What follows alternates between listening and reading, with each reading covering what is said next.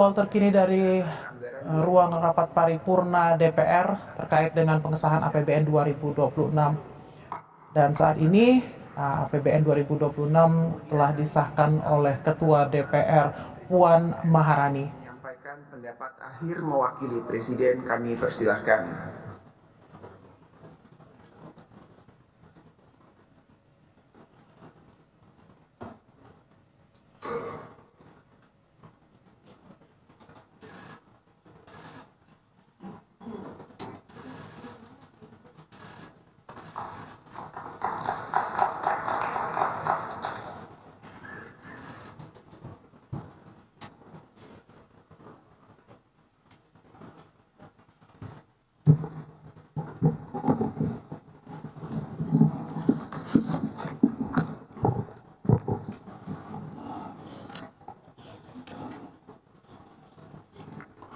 Bismillahirrahmanirrahim. Assalamualaikum warahmatullahi wabarakatuh. Salam sejahtera bagi kita semua. Om Swastiastu, Namo Buddhaya, salam kebajikan. Pimpinan dan anggota Dewan Perwakilan Rakyat yang kami hormati, alhamdulillah, puji syukur kehadirat Allah Subhanahu wa Ta'ala atas rahmatnya. Hari ini kita sampai pada peninjauan tingkat 2 pengambilan keputusan terhadap rancangan undang-undang tentang anggaran pendapatan dan belanja negara tahun anggaran 2026. Atas nama pemerintah, kami menyampaikan apresiasi setinggi-tingginya kepada pimpinan dan seluruh anggota Dewan atas dukungan dan persetujuan RAPBN 2026 menjadi undang-undang melalui proses pembahasan yang sangat konstruktif serta menampung berbagai aspirasi dan harapan yang berkembang di masyarakat. APBN 2026 adalah APBN pertama yang disusun langsung oleh pemerintahan Presiden Prabowo Subianto, mengimplementasikan visi dan misi Presiden untuk mewujudkan kedaulatan pangan, energi, dan ekonomi menuju Indonesia yang tangguh, mandiri, dan sejahtera. APBN 2026 didesain untuk mendorong aktivitas ekonomi berputar lebih cepat dan tumbuh lebih tinggi. Sektor real bergerak dan daya beli masyarakat meningkat sehingga dapat mengakselerasi tercapainya kesejahteraan yang berkeadilan. Bapak, Ibu pimpinan beserta anggota Dewan yang kami hormati, Presiden menargetkan pertumbuhan ekonomi 8% dalam jangka menengah untuk membawa Indonesia menjadi negara maju. Negara yang berhasil naik kelas seperti Korea Selatan dan Singapura tumbuh rata-rata di atas 7,5% dalam 10 tahun sebelum menjadi negara maju. Tiongkok sebagai ekonomi terbesar setelah AS juga dapat menjadi benchmark. Dengan strategi yang tepat, ekonomi Tiongkok tumbuh tinggi, bahkan pernah melampaui 10% year on year selama periode 2003-2007 dan pada tahun 2010. Target ini tidak mudah, namun bukan berarti tidak bisa diwujudkan Indonesia. Sejarah menunjukkan sebelum krisis keuangan Asia tahun 1998, ekonomi Indonesia tumbuh rata-rata di atas 6%. Untuk menjadi negara maju, strategi pembangunan ekonomi Indonesia berbasis pada konsep Sumitonomics yang difokuskan pada 3 pilar utama. Pertama, pertumbuhan ekonomi yang tinggi. Kedua, pemerataan manfaat pembangunan.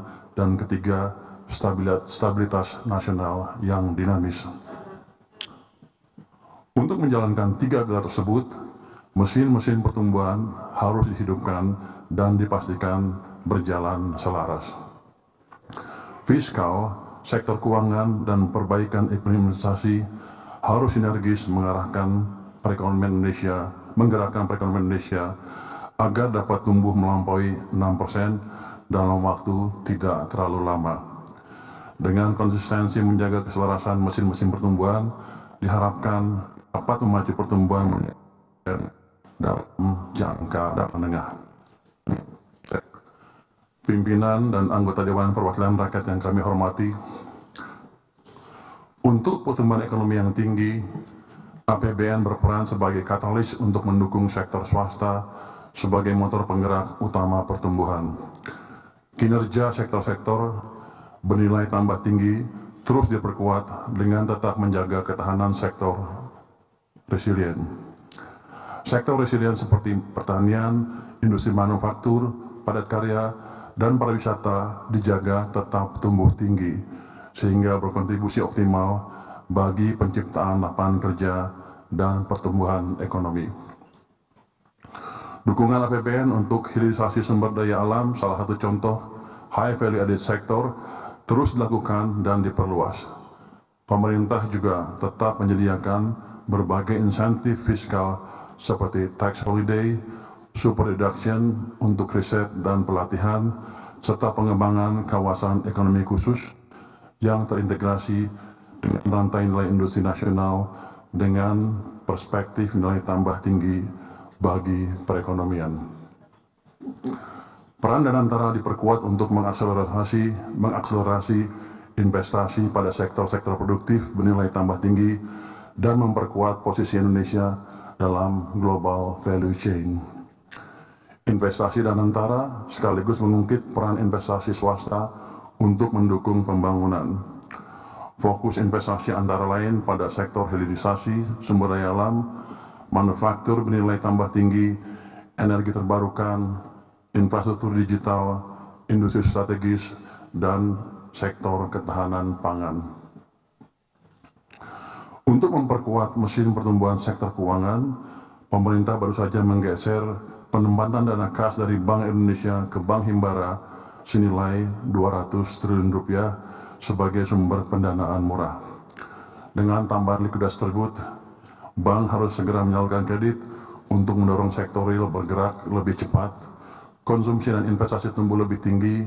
Ini menciptakan dampak multiplier lebih kuat bagi perekonomian. Pemerintah akan terus mendorong perbaikan iklim investasi melalui deregulasi dan debottlenecking. Pemerintah menerbitkan PP nomor 28 tahun 2025 mereformasi sistem perizinan berusaha berbasis risiko dengan menyederhanakan proses dan mempercepat layanan yang terintegrasi dengan pengawasan melalui subsistem online single submission risk based approach. Perizinan dengan prinsip positif fiktif akan memberikan kepastian bagi pengusaha dan investor. Saat ini akan dibentuk Satgas Percepatan program strategis pemerintah yang akan memonitor, mengevaluasi, dan melakukan debottlenecking koordinasi lintas sektor. Di samping itu, Satgas tersebut juga akan menerima pengaduan dari masyarakat dan pelaku bisnis untuk mengatasi kendala bisnis real yang mereka hadapi dalam dunia nyata. Dalam mendukung pilar pemerataan manfaat pembangunan, peran APBN dioptimalkan untuk mendistribusikan keadilan. Program perlindungan sosial harus efektif menjaga daya beli, menciptakan kesempatan kerja, dan mempercepat pengentasan kemiskinan. Pusat-pusat pertumbuhan harus semakin merata, khususnya di kawasan timur Indonesia. Penciptaan lapangan kerja dan penurunan kemiskinan harus menjangkau hingga pelosok negeri. Sementara implementasi pilar stabilitas nasional yang dinamis ditempuh dengan memperkuat kolaborasi dan sinergi mesin pertumbuhan fiskal dengan kebijakan moneter dalam meredam berbagai guncangan. Pemerintah terus mengendalikan inflasi dan menjaga daya beli masyarakat dengan menjaga stok pangan, memperluas distribusi, stabilisasi harga pangan, serta penguatan koordinasi antara pemerintah pusat dan daerah dalam pengendalian inflasi. Pimpinan dan para anggota Dewan Perwakilan Rakyat yang hormat, sebagai salah satu pembangunan dijalankan pemerintah melalui optimalisasi peran APBN. APBN 2026 difokuskan pada 8 agenda prioritas yang meliputi 1. Kegiatan pangan, ketahanan energi, makanan bergizi gratis, pendidikan bermutu, kesehatan berkualitas, pembangunan desa, koperasi dan UMKM, pertahanan semesta, serta akselerasi investasi dan perdagangan global. Ketahanan pangan dan energi merupakan kunci kemandirian ekonomi sebagai basis untuk menghantar terwujudnya kesejahteraan rakyat. Anggaran ketahanan pangan sebesar 164,7 triliun rupiah diarahkan untuk mewujudkan swasembada pangan, stabilisasi harga pangan, serta kesejahteraan petani dan nelayan. Sementara itu, anggaran ketahanan energi sebesar 402,4 triliun rupiah diarahkan untuk mendorong peningkatan lifting migas, percepatan transisi energi yang lebih ramah lingkungan, dan stabilisasi harga untuk menjaga daya beli masyarakat. Program makanan bergizi harus memberi manfaat maksimal bagi masyarakat. MBG didesain untuk meningkatkan kualitas gizi anak sekolah serta ibu hamil dan balita, sekaligus memberdayakan UMKM serta mendorong ekonomi lokal. Alokasi anggaran MBG tahun 2026 mencapai 335 triliun rupiah. Anggaran pendidikan dialokasikan sebesar 769,1 triliun rupiah untuk mewujudkan sumber daya manusia unggul dan berdaya saing melalui berbagai program antara lain gaji dan tunjangan guru, dosen, tenaga pendidik, pemberian beasiswa, program Indonesia Pintar dan Kartu Indonesia Pintar kuliah, sekolah rakyat, sekolah unggul Garuda, bantuan operasional sekolah, serta bantuan operasional penyelenggaraan pendidikan anak usia dini dan perguruan tinggi. Anggaran kesehatan dialokasikan sebesar 244 triliun rupiah untuk mewujudkan kesehatan berkualitas melalui penguatan efektivitas program jaminan kesehatan nasional, cek kesehatan gratis, dan revitalisasi rumah sakit. Pemerintah konsisten memperkuat pembangunan desa, membangkitkan koperasi, dan memberdayakan UMKM. Pembangunan desa mandiri dipercepat, koperasi dan UMKM dibangkitkan. 80.000 koperasi desa Merah Putih telah terbentuk dan siap mempermudah masyarakat desa mengakses sembako, logistik, pupuk, hingga layanan keuangan. Pertahanan semesta terus diperkuat, ditempuh dengan mendorong modernisasi alat utama sistem pertahanan dan memperkuat komponen cadangan, termasuk memberdayakan industri strategis nasional serta peningkatan kesejahteraan para prajurit. Akselerasi investasi dan perdagangan global untuk pertumbuhan ekonomi yang lebih tinggi. Untuk itu APBN didorong untuk berfungsi sebagai katalis. Peran Danantara dan swasta harus semakin diperkuat sebagai motor penggerak ekonomi. Melalui Danantara, kita perkuat investasi produktif yang sekaligus memperkuat Indonesia dalam rantai pasok global. Perlindungan sosial terus diperkuat sebagai fondasi untuk menopang efektivitas pelaksanaan berbagai agenda prioritas dalam mengakselerasi pertumbuhan dan perbaikan kesejahteraan. Anggaran perlindungan sosial dialokasikan sebesar 508,2 triliun rupiah, diarahkan agar lebih tepat sasaran dengan menggunakan data tunggal sosial ekonomi nasional dan sinergis dengan berbagai program lainnya sehingga efektif untuk memutuskan rantai kemiskinan. APBN 2026 dirancang ekspansif sebagai berikut. Belanja negara dialokasikan sebesar 3.842,7 triliun rupiah.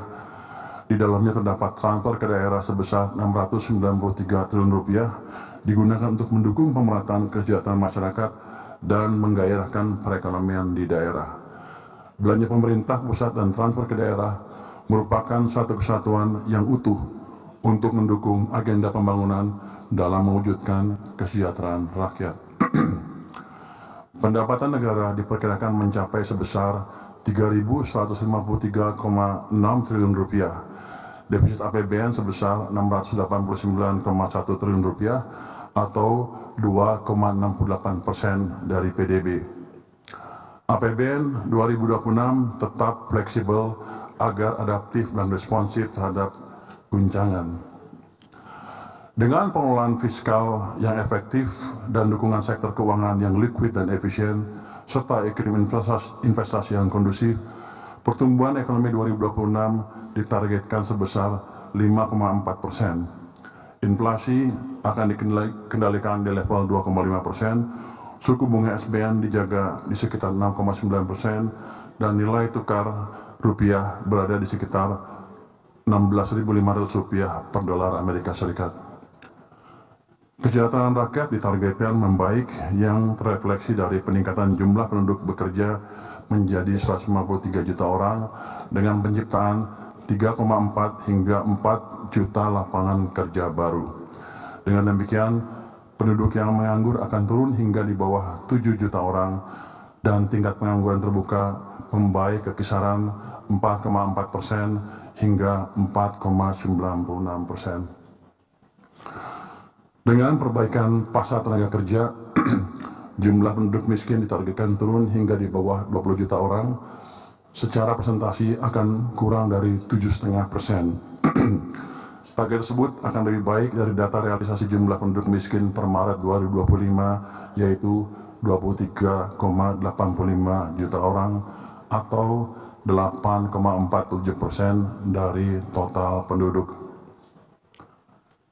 Indikator kesejahteraan lainnya juga ditargetkan untuk membaik.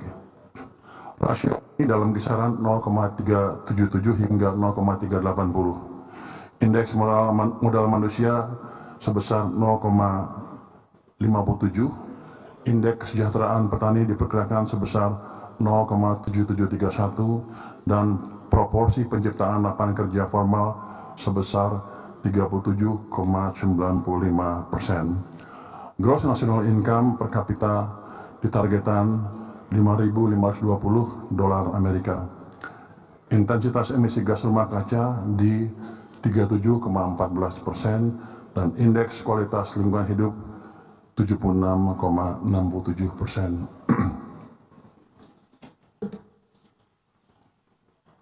Udah sampai habis nih. Pendek juga. Pak Said mana tadi? Udah pulang. Tadi saya suruh menjawab pertanyaan Pak Said. Jawab katanya 2 bulan 2 liter. Tadinya pemerintah mengusulkan 2 bulan 10 kg masing-masing bulan terus 1 liter. Itu tadinya ya.